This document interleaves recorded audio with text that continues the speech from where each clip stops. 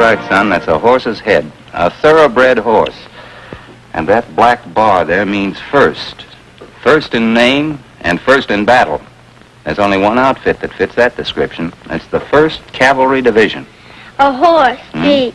Did you fellas ride on horseback and charge the enemy? Well, that was the idea up to the last war. One of our regiments fought on horseback in the Civil War.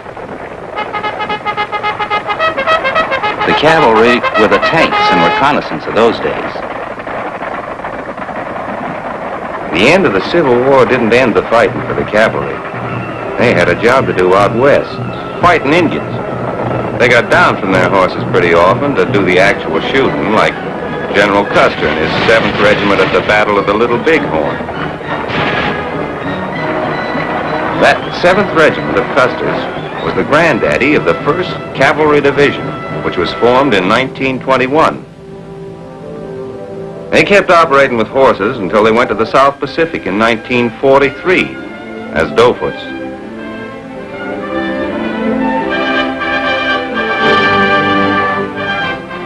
Cavalry sabers were turned in for bayonets. And each GI did his own steeplechasing. I guess they figured the jungle was too rough for the tender skin of a horse. And oh, brother, so was that combat training. We got to know what the nickname Tenderfoot really meant. Tender feet and wet feet, too, when we practiced amphibious landings. In February 1944, we went gunning for the Japs on Los Negros Island in the Admiralties. It was a good thing we didn't have our mounts along. The racket those Navy guns made would have scared them to death, like it almost did us. We loaded the landing craft the same way we did on maneuvers, but it wasn't a rehearsal this time. It was a public performance. Our throats were drier than they'd been even after a hard ride on a dusty trail. We got ashore okay. Looked easy.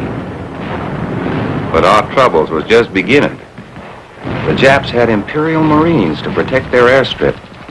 They was crack troops. Big fellas. Not like the little mavericks we'd expected.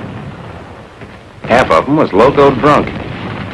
They'd charge us singing deep in the heart of Texas. Honest to God. Didn't fool us none. Ain't heard a Jap with a Texas drawl yet. It was a real wildcat scramble. But tough as they were, we fought them at point-blank range, sometimes man to man.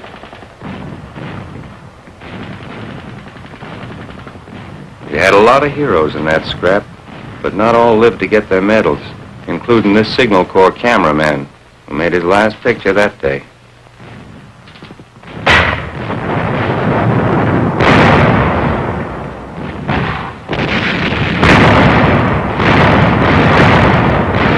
Just the same, we beat the Japs hollow. Killed off a big herd of them.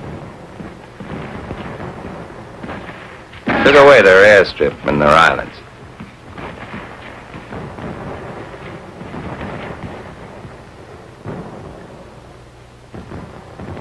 The chief was pleased. Now every man, tank, and gun could point over the water to the Philippines, to Bataan. The 1st Cavalry was the first to hit Leyte in November 1944.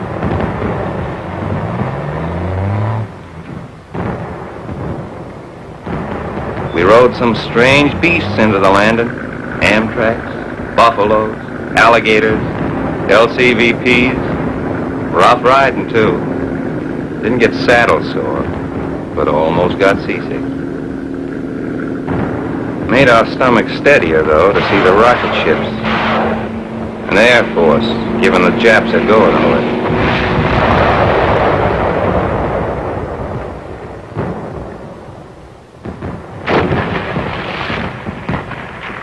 They called the place we came ashore White Beach. It wasn't quite so white when we left it.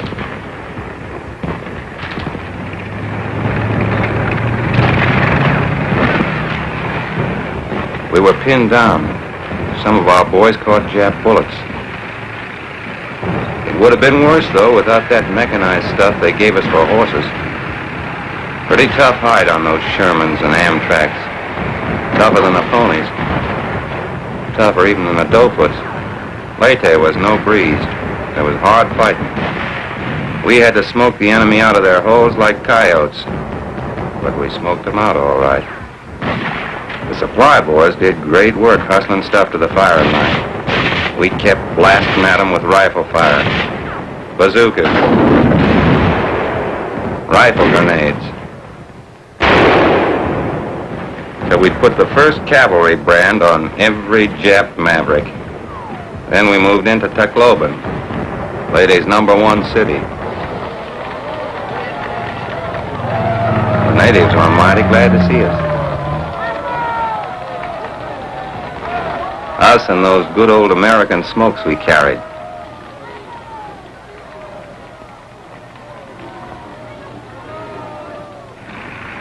There wasn't time for a long break, though. In January, we were on Luzon, driving hell-bent for the capital, Manila. Driving 114 miles in 60 hours, stopping only to smash resistance.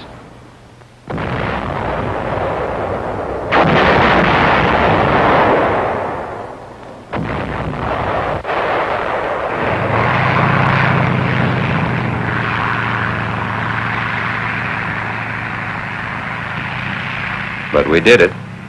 We beat every other outfit into Manila.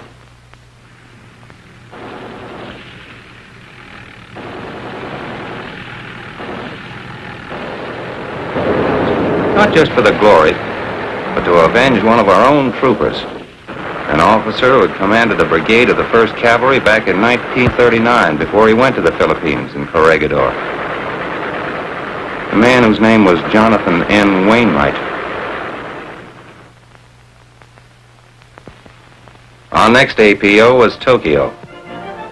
We figured invading Japan would be plenty rough. But a little something called the atomic bomb made it possible to enter Tokyo riding in a parade instead of fighting our way in.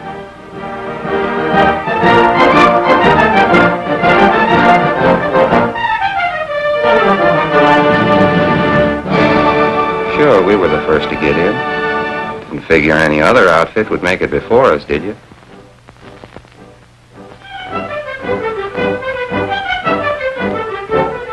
Smart-looking troopers, aren't they?